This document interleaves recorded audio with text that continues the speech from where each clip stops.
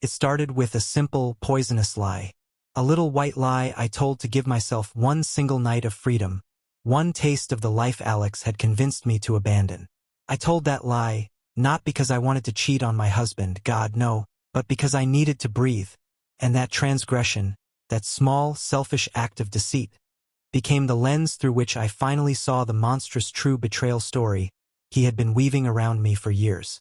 My heart still feels that electric, sickening lurch when I remember saying those three simple words, "Girls' spa night," because I wasn't at a spa. I was across town, in a glittering high-rise ballroom, at a party full of the most powerful, ruthless, ambitious men in the corporate world.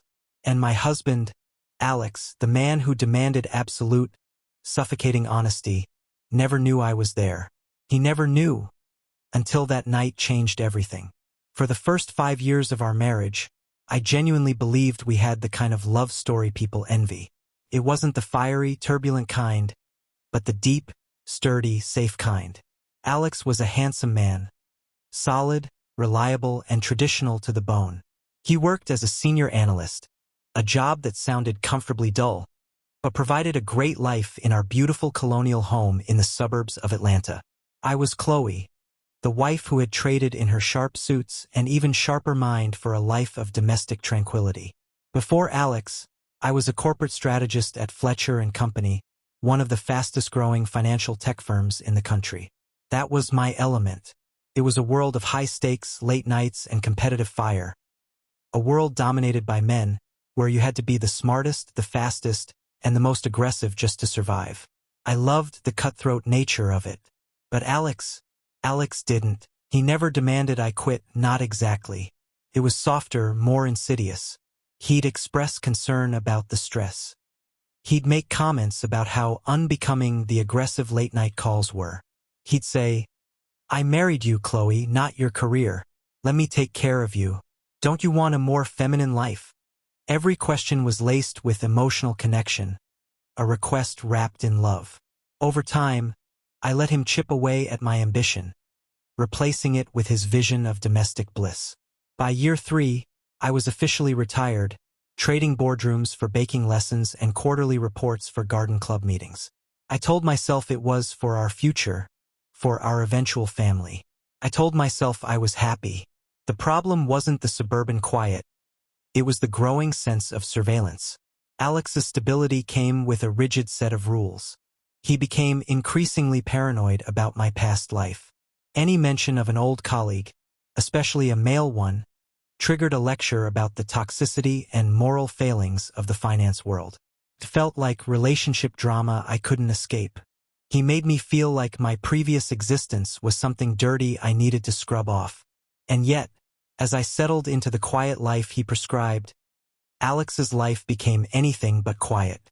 His own job, the one he claimed was so stable, began consuming him. He had late nights that stretched into the early morning.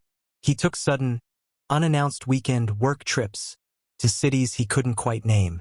His phone, which was once casual and open, was now aggressively locked, always face down. He said the secrecy was about proprietary client data and professional integrity.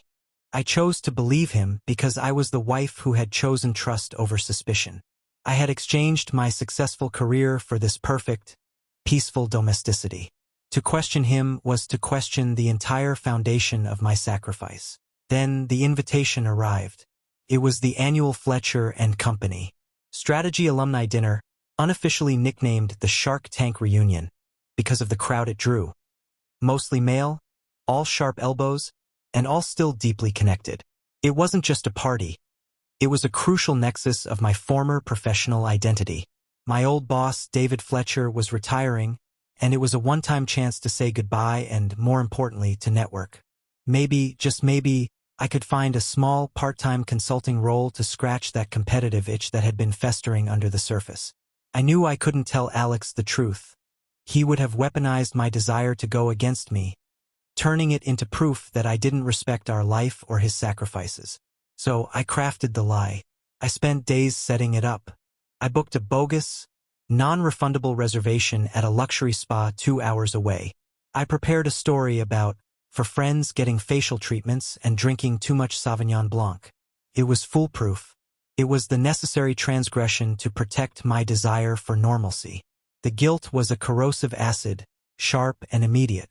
As I kissed Alex goodbye that Friday evening, telling him to enjoy his quiet weekend, I felt like a cheating spouse. Cheating him of the truth, cheating the marriage of its integrity. But the tiny, exhilarating flicker of anticipation for my old world was enough to drown out the self-reproach. I was getting my old power back, just for a night. The rooftop of the Metropolis Tower was exactly as I remembered. Loud, glittering, and reeking of money and ambition. The air was thick with competitive energy and the sharp, clean scent of expensive cologne. It was a party full of men in custom suits, talking in hushed, aggressive tones about IPOs and acquisitions. I felt a surge of adrenaline, a rush of belonging that my quiet suburban life could never provide. This was my tribe. But the anxiety was a constant, icy weight. I kept my phone tucked away, checking it only for emergency texts from Alex, ready with a pre-drafted response about how the girls were getting tipsy.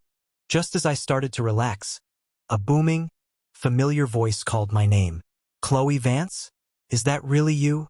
It was Mark, my old cubicle neighbor. Mark had always been the kindest, most ethical guy at Fletcher, a good man in a bad man's business. He still had that boyish, slightly rumpled look. "Mark! Oh my God!" I breathed, genuinely relieved to see a friendly face. "It's been years. What's new with you?" We spent a few minutes catching up, the polite, surface-level exchanges about life and promotions. He was still with Fletcher, now a VP, and he was doing well. I mentioned Alex and our life. I kept my answer vague, hiding the full extent of my domestic retreat. Then, the conversation drifted back to the firm, and Mark's expression shifted to confusion. He leaned in conspiratorially, lowering his voice against the din of the room. "Look, I know you two are married and all, but this whole thing with Alex is strange," Mark said, taking a sip of his bourbon. "He's been asking a lot of questions, really specific ones, about the Henderson merger, about David's internal structuring reports." My mind snagged on the words. "Alex? Asking questions? About Fletcher? Mark, he hates my old job. He doesn't even ask me about it." Mark frowned. "That's what I thought. But he's been meeting with key competitors of ours for months now. He was at the Sycamore Capital Mixer last week, chatting up their CFO. We all figured you were still linked in, maybe doing some behind-the-scenes work for him. I thought you knew, Chloe. Alex has been sniffing around Fletcher and company for months, trying to get information. The guilt I had carried all night for my small lie evaporated, replaced by a seismic shock. The man who had judged my life, who had forced me into isolation, was not only living in my world but operating in its shadows. The spa night was the lie. Alex's stability was the real dark secret. If you're invested in this twisted story of loyalty and lies, smash that like button and subscribe. You won't believe what Alex was doing behind my back. Mark's words didn't just hit me.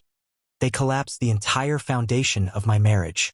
Alex has been sniffing around Fletcher and company for months. I managed to laugh. A high, brittle sound that even surprised me. Sniffing around? Mark, that's ridiculous. Alex is in, what, municipal bonds? He barely knows the difference between a forward contract and a futures option. Mark, ever the honest guy, lowered his voice further, his face etched with genuine concern.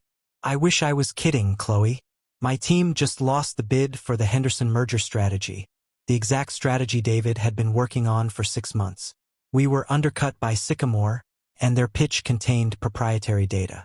Not just general insight, Chloe. The budget breakdowns, the internal risk modeling stuff only someone on the inside, or someone who had been heavily gathering from the inside, would know.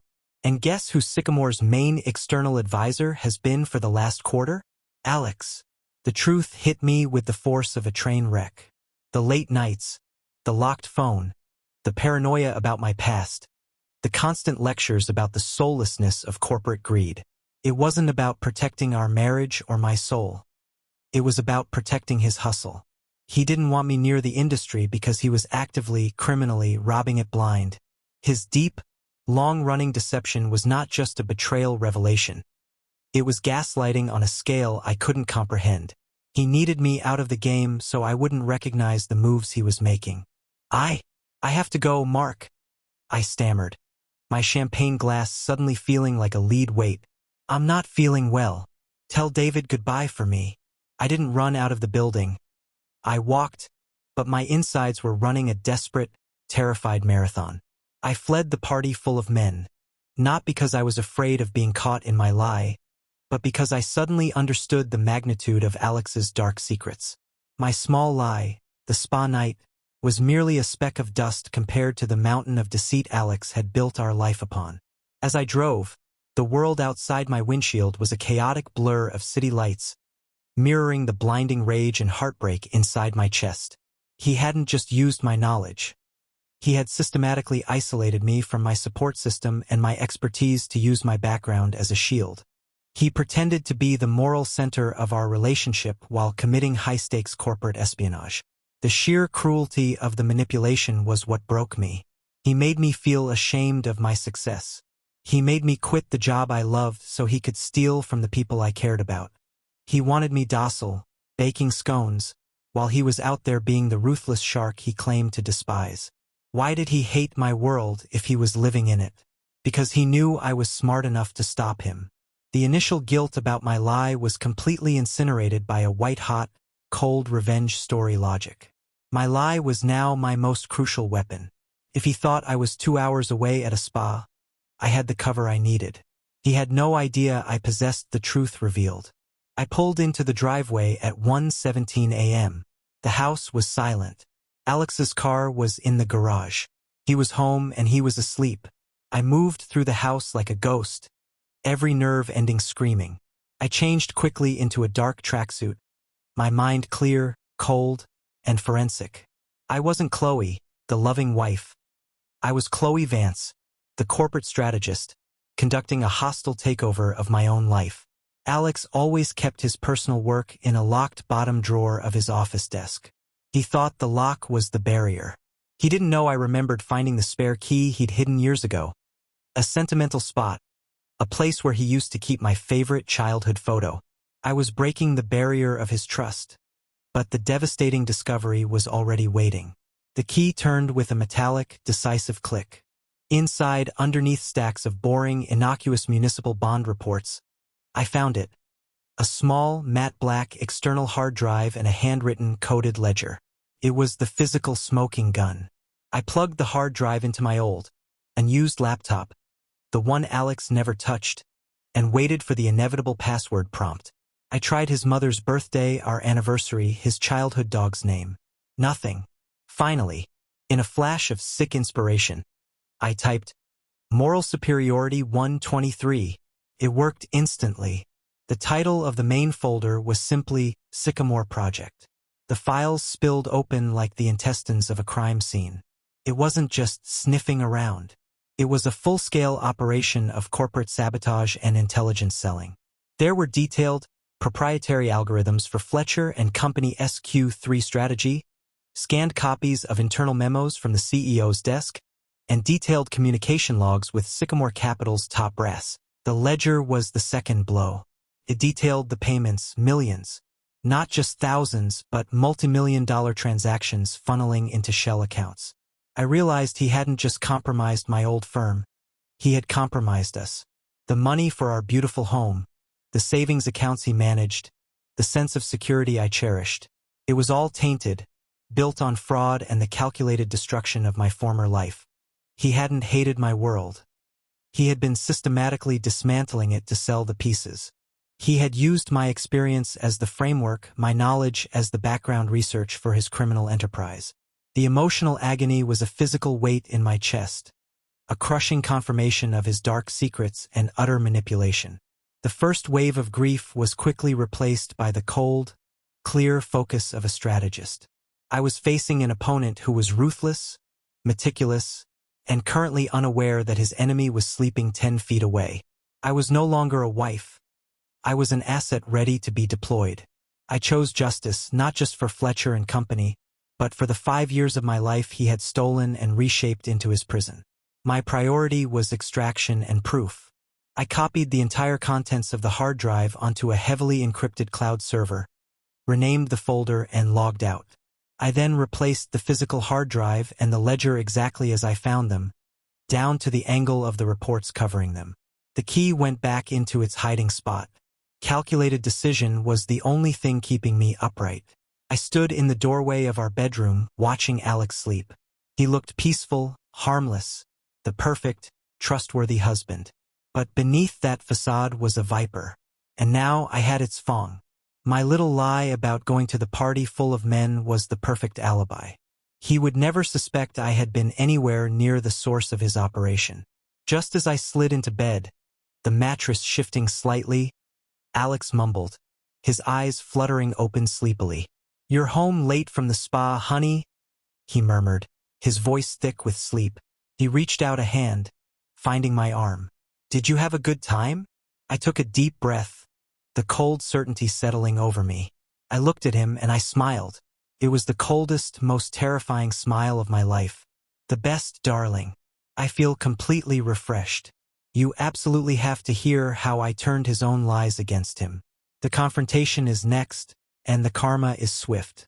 Subscribe and hit the notification bell. The next day was a blur of calculated action. I didn't rush. I spent the morning contacting a specialized litigation lawyer and, more crucially, Mark. I fed Mark and his internal security team just enough highly specific, non-attributable data about a single, newly acquired Sycamore shell company, to trigger a massive internal and external investigation at Fletcher and Company. I was placing the bomb, but I needed the experts to light the fuse. That evening, Alex came home, whistling, settling into his familiar routine. We sat down for dinner. A perfect roast chicken I had made, a parody of our perfect life. My heart was not pumping blood. It was circulating a cold, clear, strategic venom. I waited until the plates were cleared and the air was still. "I was thinking about my old job today, Alex," I began, my voice even, almost conversational. He froze, his hand halfway to his coffee cup. He hated this subject. "Why? It's done, Chloe. You're happier here. It's not worth the stress." "No stress at all, darling. I was just remembering the internal debate David Fletcher was having about the Henderson merger acquisition strategy. Remember the one?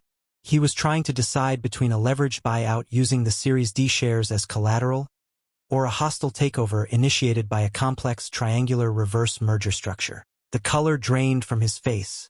A slow, sickly retreat of blood. He knew I shouldn't know those terms. Not 4 years after I left. That kind of high-level discussion wasn't public. "What are you talking about, Chloe? That's ancient history. Did Mark call you?" he asked, trying to sound dismissive. But the paranoia was already setting in. He was trying to pinpoint the leak. "Mark and I had a lovely chat last night," I continued, never taking my eyes off him. He was very confused about a few things. Namely, why the external advisor for Sycamore Capital, the firm that just undercut Fletcher's successful bid using proprietary budget breakdowns, happened to be the same man who told me that corporate espionage was morally bankrupt. The same man who demanded I leave that world entirely. Alex recovered instantly, shifting to pure aggression, the same manipulative tactic he used to force me out of my career. He stood up, towering over the table. "This is insane, Chloe. That man is lying. He's trying to drag you back into their filth. I have no idea what you're talking about, and frankly, I resent you questioning my integrity based on some gossip at a—" I cut him off. My voice remained low, measured, and more powerful than his rising shout. "At a party full of men you forbade me to attend, Alex. The party I told you was a spa night. That tiny little lie, that single night of freedom, is why you are about to lose everything." I reached under the table and pulled out my old laptop. I turned it around, opening the Sycamore project folder. The screen glowed with the stark reality of the documents, the spreadsheets, the coded bank ledgers, and the communication timeline. The truth revealed was blinding. I wasn't at a spa, Alex. I was at the reunion.